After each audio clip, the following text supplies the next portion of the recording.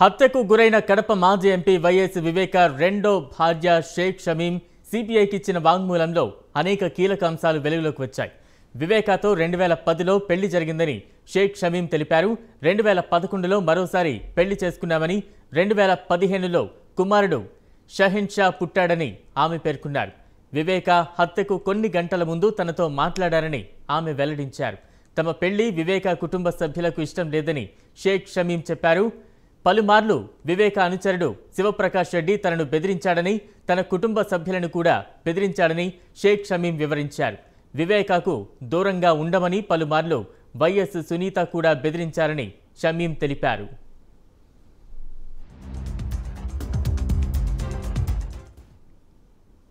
వివేక ఆస్తిపై సునీత భర్త రాజశేఖర్ వివేక పదవిపై శివప్రకాష్ రెడ్డికి కోరిక ఉండేదని షమీం పేర్కొన్నారు. కుమారుడు షహీన్ షా పేరుతో 4 ఎకరాలు కొందామని వివేక అనుకున్న శివప్రకాష్ రెడ్డి అడ్డుకున్నాడని షమీం చెబుతున్నారు. వివేకను సొంత కుటుంబ సభ్యులే దూరం పెట్టి అన్యాయంగా చెక్ పవర్ తొలగించారని షమీం వివరించారు. ఆర్థిక ఇబ్బందులతో వివేక ఇబ్బందులు పడ్డారని, బెంగళూరు ల్యాండ్ సెటిల్మెంట్ ద్వారా 8 కోట్లు వస్తాయని వివేక తనకు చెప్పారని షమీం వెల్లడించారు. హత్యకు కొన్ని గంటల ముందు కూడా 8 కోట్ల రూపాయల గురించి వివేక మాట్లాడారని షమీం తెలిపారు. వివేక చనిపోయిన తర్వాత ఆయన ఇంటికి వెళదామనుకున్న శివప్రకాష్ రెడ్డి మీద భయంతో వెళ్లలేదని షమీం చెప్పారు.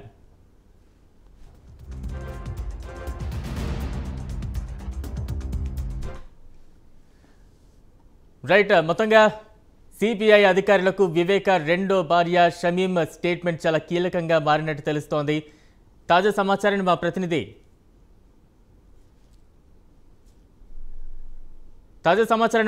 సుధీర్ అందిస్తారు. Sudhir, good evening Balaram.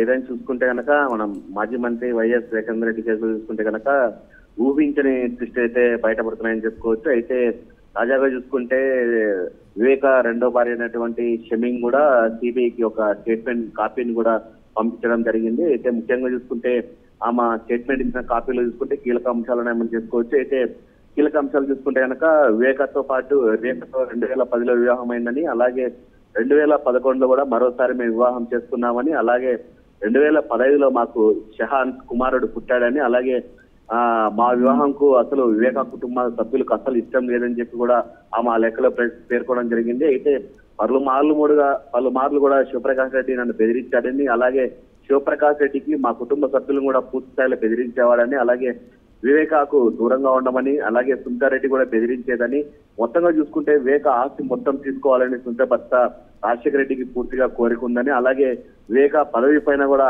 శివప్రకాష్ కు ఆశ ఉండేదని, అలాగే నా కొడుకు షా పేరుతో కూడా దాదాపుగా 4 ఎకరాల భూమిని కొందామని వివేక ఆ రోజు అన్నాడని, అలాగే శివప్రకాష్ రెడ్డి కూడా ఏదైతే భూమి కొన్నారో దాన్ని పూర్తిగా అడ్డుకున్నాడని, అలాగే వివేకకు సంబంధించి సొంత కుటుంబ సభ్యులు ఎవరైనా ఉన్నారంటే వాళ్ళని కూడా పూర్తి స్థాయిలో మా కుటుంబాన్ని బెదిరించేవాడని, అలాగే వివేకానందకి సంబంధించి అన్యాయంగా ఆయనకు చెక్ పవర్ కూడా పూర్తి స్థాయిలో తొలగించారని, అలాగే ఆ చెక్ పవర్ కూడా వాడుకోకుండా ఆయన ఇబ్బంది పెట్టారని చెప్పి కూడా ఆమె లేఖలో పేర్కొనడం జరిగింది. మరోపక్క చూసుకుంటే కనుక బెంగళూరు ల్యాండ్ సంబంధించినటువంటి సెటిల్మెంట్ ద్వారా దాదాపుగా 8 కోట్లు వస్తాయని వివేక చెప్పారని చెప్పి కూడా ఆమె చెప్పడం జరిగింది. అయితే వివేక చనిపోయే ముందు కూడా కొన్ని గంటల ముందు కూడా నాతో మాట్లాడని చెప్పి ఆమె ఆ లేఖ రాయడం జరిగింది. అయితే వివేక చనిపోయిన అనంతరం కూడా ఆయన దగ్గరికి వెళ్దాం అనుకుంటే కనుక శివప్రకాష్ రెడ్డి కూడా పూర్తి స్థాయిలో నన్ను బెదిరించాడు, అందువల్లనే వెళ్ళలేకపోయానని చెప్పి కూడా ఆమె ఆ లేఖ రాయడం జరిగింది. అయితే మొత్తంగా చూసుకుంటే ఈ తతంగం అంతా చూసుకుంటే కనుక ఈ షమీం రాసిన లేఖతో అయితే కనుక మరొకసారి వివేకానంద రెడ్డి కేసులో ట్విస్ట్ మలుపు మారిందని చెప్పుకోవచ్చు. అయితే కొన్ని రాజకీయ నేతలు విశ్లేషకులు చెప్పడం ఏంటంటే కనుక సిబిఐకి ఇప్పటికే చూసుకుంటే కనుక సుప్రీంకోర్టు ధర్మాసనం ఈ నెల 30 తేదీ లోపల కూడా ఈ కేసు పూర్తి చేయాలనే నేపథ్యంలో కూడా ఇప్పుడు ఇది ఒక కట్టుకథగా కొత్త కథను బయటికి తీసుకొచ్చారని చెప్పి కొన్ని రాజకీయ నేతలు అలాగే వర్గాలు కూడా బయటికి చెప్పిన పరిస్థితి. అయితే 4.5 సంవత్సరం నుంచి రాని షమీం ఈ రోజు మాత్రం ఎందుకు బయట వస్తుందని చెప్పి కొంతమంది చెప్తున్న వాదనలు అయితే ఉన్నాయి. మరోపక్క చూసుకుంటే కనుక ఈ సోమవారం కూడా షమీం కూడా తెలంగాణ హైకోర్టు మెట్లెక్కేందుకు కూడా పూర్తి స్థాయిలో అన్ని సర్వం సిద్ధం చేస్తుందని మనం చెప్పుకోవచ్చు Balaram. Right, thank you Sudheer.